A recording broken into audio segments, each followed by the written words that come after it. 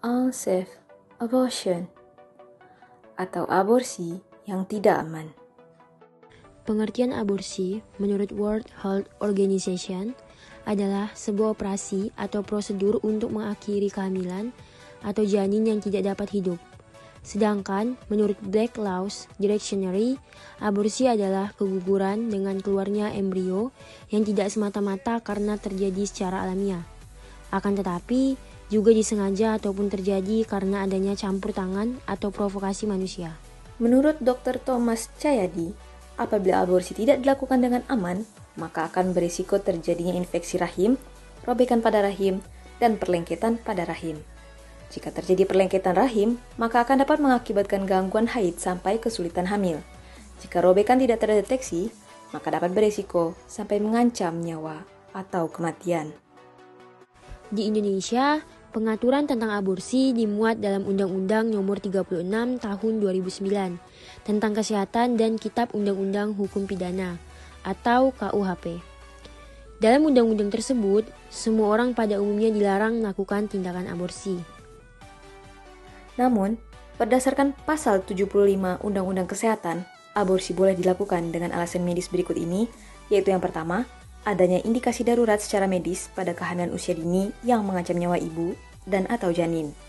Yang kedua, janin menderita kelainan genetik berat atau cacat bawaan yang tidak dapat disembuhkan, sehingga sulit bagi janin untuk bertahan hidup di luar kandungan.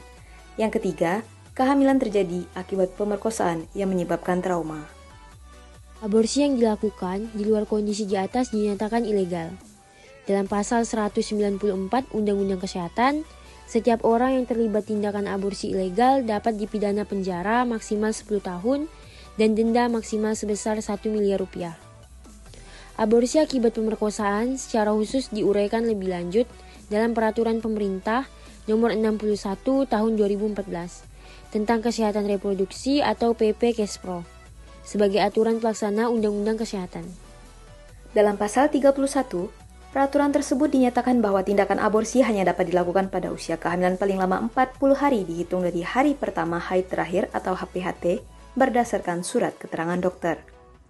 Selain itu, dalam pasal 34 2B juga disebutkan mengenai syarat menjalani aborsi, yaitu adanya keterangan dari penyidik, psikolog, atau ahli lain yang membenarkan dugaan telah terjadi pemerkosaan.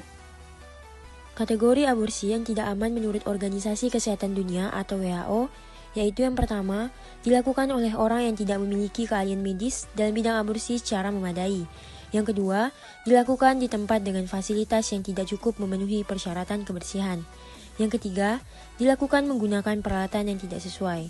Selain itu, aborsi berbahaya juga dilakukan dengan mengkonsumsi obat-obatan atau menggunakan alat bantu tertentu tanpa pengawasan dokter.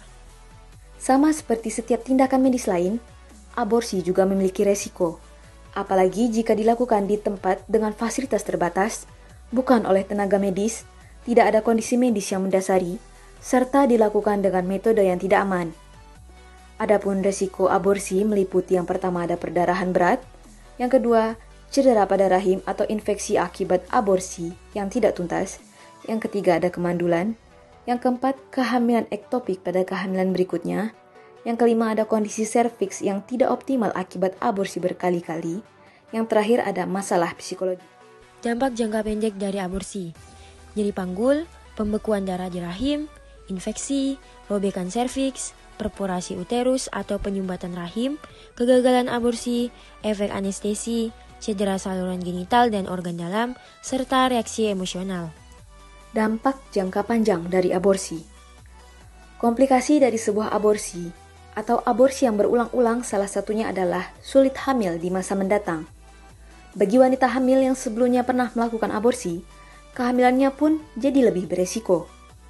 Pada trimester awal, wanita yang pernah melakukan aborsi bisa mengalami perdarahan vagina. Mereka juga kemungkinan besar akan melahirkan bayi prematur, berbobot tubuh rendah, retensi plasenta, hingga keguguran. Aborsi yang tidak aman. Kesakitan dan kematian pada wanita dapat dihindari.